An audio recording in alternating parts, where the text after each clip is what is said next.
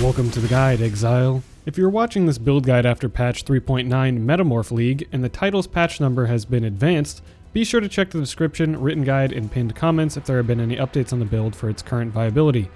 Some items, mechanics, or skill selections may change in between patches, thus the build can differ from the video. If the patch number does not match the current patch, the build has not been updated accordingly. You like all those acronyms in the subtitle? You want to know what they mean? Me too! Actually, there were supposed to be more. Originally, this build was based around the new Conqueror unique, the Black Cane, that provides 1 stack of Phantasmal Might per summoned Phantasm. And Phantasmal Might provides flat physical damage to your spells per stack. I planned on running a Poison Blade Vortex setup with this for chunky base damage whilst investing in Agony Crawler to be summoning the Phantasms. The reason I chose the Occultist Ascendancy over the Assassin in this case is I wanted to invest in hybrid minion damage and chaos damage over time scaling, whereas the Assassin requires a lot of critical based scaling, not really helping the Agony Crawler or the Phantasms. Overall, the plan worked quite well through most low and mid-tier content. However, once I got to high-tier content and endgame bosses, it was rare to have more than a few Phantasms out at a time. On top of this, they are very temperamental to spawn on single target with only a 10% chance to spawn on hit. Even with 3 spells triggering them, Agony Crawler, Stormbrand, and Orb of Storms, I wouldn't maintain full Phantasms, especially on boss encounters with lots of area damage and ground degenerations, and it was just overall very clunky to manage. This was of course disappointing, but the Occultist Poison Popper still had a lot of potential, as even with the Black Cane the damage was quite good, and those pops were oh so delicious. Luckily, as a pure physical poison build, there was a fallback weapon, the Cold Iron Point. This weapon is honestly hard to compete against for full physical or poison-based physical spell builds. In our case, this weapon ends up giving us the same end damage as a fully buffed Black Cane without the need for summoning Phantasms. Plus, it also gives 3 levels to our Agony Crawler as well. So with just swapping around some gems and items, we were able to score a lot more damage and consistency with this new setup. So let's take a look at what I chose for the build in the end.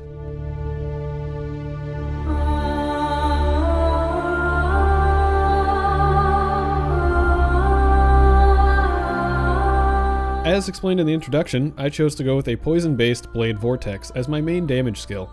Blade Vortex is a nice skill for applying poisons due to its naturally high hit rate and physical-based damage. Along with this, the Unleash support makes it really comfortable to maintain stacks of Blade Vortex while mapping.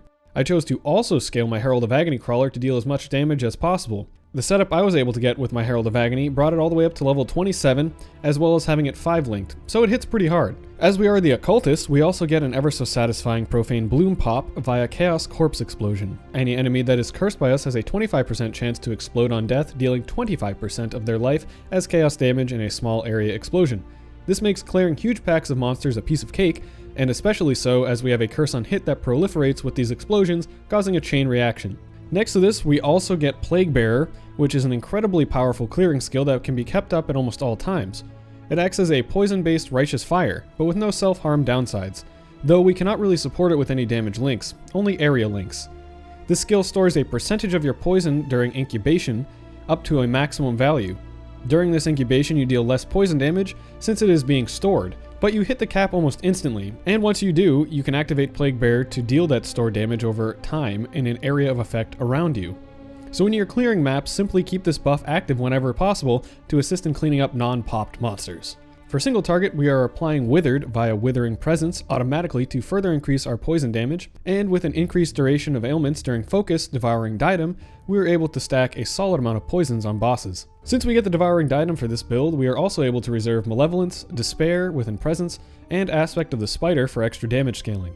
Once you get on a boss, the damage will start slow, but shortly thereafter, that ramp will kick right up. Defensively, we have quite a few things here. Firstly, we are Eldritch Battery via the Diadem, and Mind Over Matter to expand our total life pool over 7,000.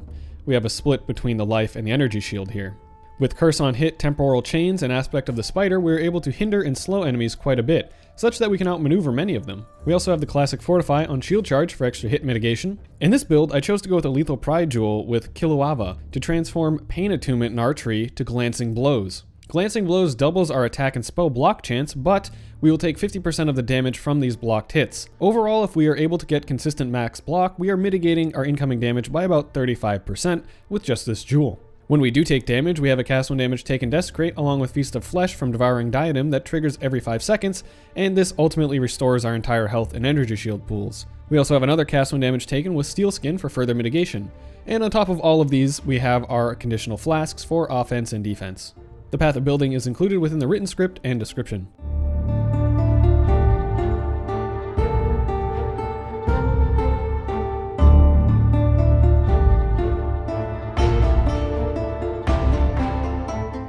We are a poison build, and there are certainly arguments to be made as to why we aren't Assassin or Pathfinder. Well, this is because it's Path of Exile, and it's all about your choice. And also since I wanted to scale minions and Agony Crawler, where the Witch was a solid choice since it started dead center in the top of the tree to get minion nodes. This scaling would also leave us very limited on points to invest in critical strikes, which the Assassin would require, and we would lose scaling for the minions. Pathfinder would be the next best choice in the scenario, but it would just require more pathing points, of which we are already pretty starved for. Profane Bloom. As explained in the build summary, this node is excellent for clearing with Chaos Corpse explosions and dealing with hexproof enemies. Void Beacon. This is a great scaler for our poison damage, as many enemies gain Chaos Resistance in 3.9. It also lets us deal with overpowered metamorphs that had life regeneration before this node. Withering Presence.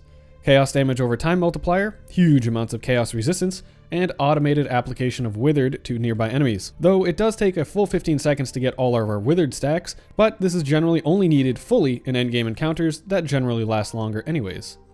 Malediction.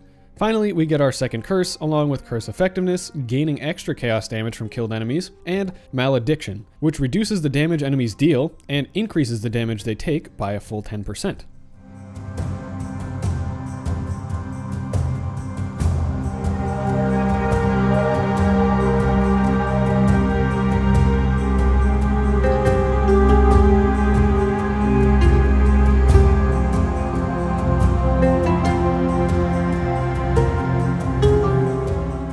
Here's the final passive tree. We get all of the chaos damage, damage over time nodes, and applicable minion damage nodes that we can, along with life, hybrid, and energy shield nodes that are within the vicinity of our pathing. For keystones, we take Mind Over Matter to displace 30% of damage taken to our energy shield that is now covering our mana via Eldritch Battery on the Devouring Diadem. I also chose to get Wicked Ward for better recovery of ES during pinch situations, but I am unsure if it is entirely worth it when we already have Feast of Flesh every 5 seconds. I played with and without it, but I didn't see too much of a difference. And finally, we take the Pain Attunement keystone that is now transformed into Glancing Blows via a Lethal Pride jewel socketed just below it. Only take Pain Attunement if you get this Lethal Pride jewel. For bandits, we will be killing all of them. Leveling trees are in the description. For Pantheons, I chose Brian King as my major. This was because I wanted to avoid chain stuns that would get me killed since I couldn't move. This only mainly happened in high damage maps or metamorph projectile spam. For the minor, I chose Ryslotha. This was great for longer boss encounters like Cyrus to recover our life pots over the longer course of the encounter. Of course, depending on your situation, you can swap these.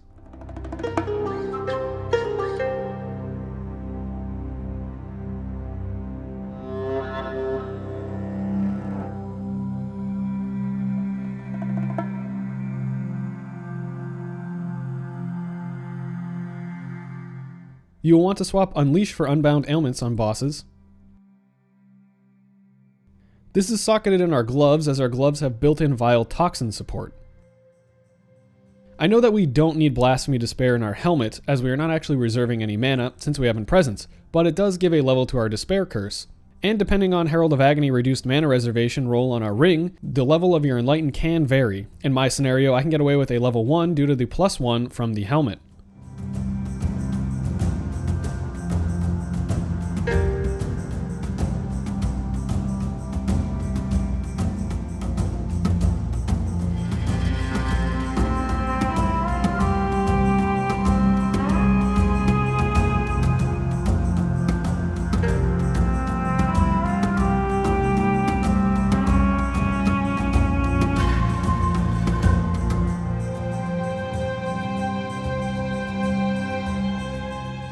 Gearing for this build definitely requires some specific uniques, but really isn't overly expensive to get going. The helmet for this is of course the Devouring Diadem. This is an excellent choice for all the benefits it provides. We need this helmet for mana reservation reduction, Eldritch Battery, Feast of Flesh, and triggering of shield recharge on skill use. There isn't really an option to use a rare instead of this helmet in the setup that I have. I also chose to get the increased ailment duration during focus to improve our poison damage on single target, as we can stack more poisons on the target. You can go for a few different options on the chest slot, but I chose to get a chest that had decent life, energy shield, resistances, and was easy to color for the gems we needed to use. This led to me getting an Incursion Affix chest that was hybrid and had some decent elemental resistance. I went for Embalmers, as these have built-in Vile Toxins for our Agony Crawler links, flat chaos damage, life, and poison duration. All in all, these are great for us, and I was able to find a pair Corrupted with Temporal Chains on hit for fairly cheap, about 20 chaos. I recommend getting these gloves over any others, even if not Corrupted. I ended up going for some rare boots that had life, energy shield, and at least one resistance. I then crafted Cannot Be Frozen on them, since I was getting sick of being frozen in encounters, and it also opened up another Flask slot to be unique. It was totally not because I was getting tilted at Veritania.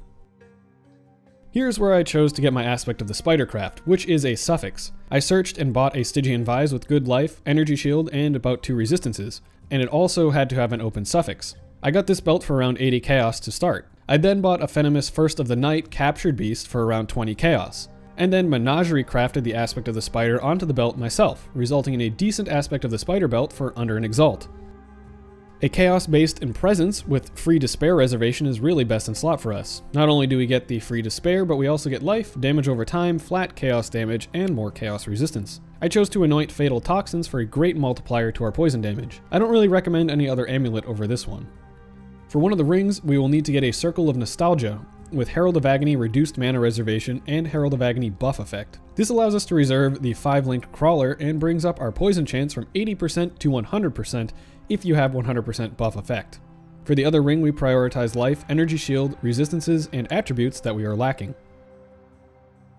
Since we are not using the Black Cane anymore, we are falling back to using the Cold Iron Point. This weapon is incredible for our build and most all physical spell builds in general. We get 3 levels to our Blade Vortex and Herald of Agony, giving a huge damage boost that you won't really find on any rare weapon. Luckily, these are quite cheap, and you could look for one with a good corruption.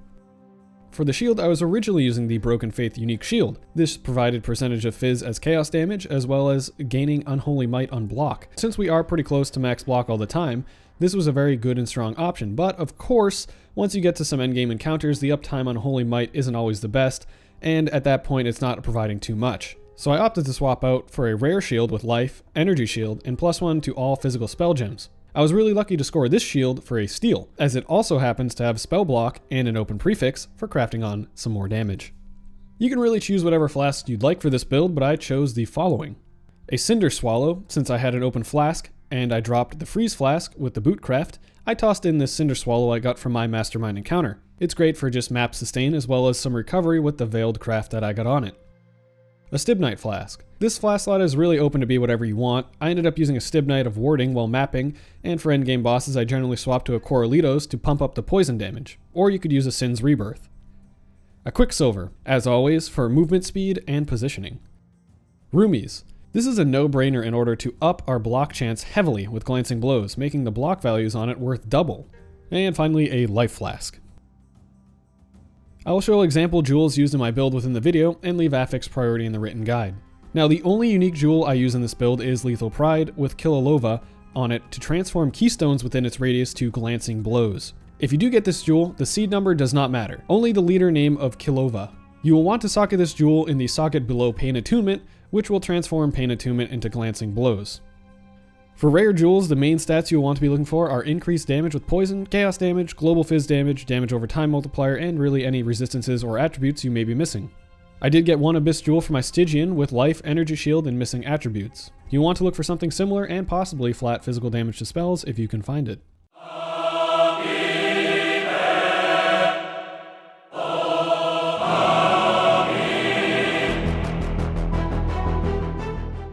Okay, so in the end, this build ended up working out really well, and I've been really enjoying playing it with the smooth Chaos Pops and Plague Bearer map clearing on it. And on top of that, it has performed excellently at all of the endgame bosses I have put it against. And yes, that includes Elder, Shaper, and an Awakener level 8 Cyrus.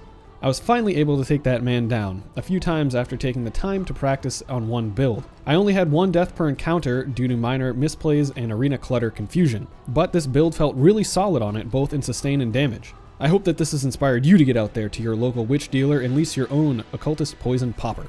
As always, thanks for watching, and I'll see you in the next one, Exile.